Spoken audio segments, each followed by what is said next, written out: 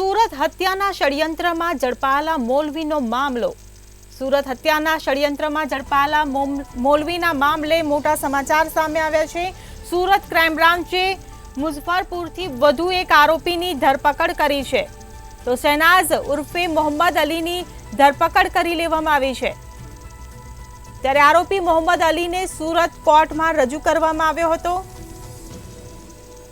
નામદાર કોર્ટ દ્વારા 13 દિવસના રિમાન્ડ મંજૂર કરવામાં આવ્યા છે। તો મૌલવી મામલે આ મોટા સમાચાર સામે આવી રહ્યા છે। આરોપીની ધરપકડ બાદ દિલ્હી ફ્લાઇટથી સુરત લાવવામાં આવ્યો હતો, તો આરોપીની પૂછપરછમાં સૌથી મોટા ખુલાસા થઈ શકે તેવી સંભાવના છે।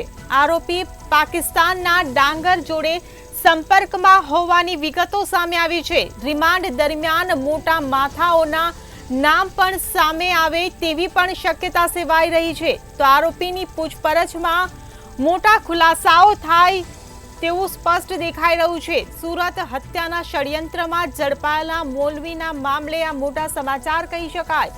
સુરત ક્રાઇમ બ્રાન્ચે મુઝફ્ફરપુરથી વધુ એક આરોપીની ધરપકડ કરી લીધી છે। શહેનાઝ ઉર્ફે મોહમ્મદ અલી નામના શખ્સની ધરપકડ કરવામાં આવી છે। તો આરોપી મોહમ્મદ અલીને સુરત કોર્ટમાં ધરપકડ બાદ રજૂ કરવામાં આવ્યો હતો।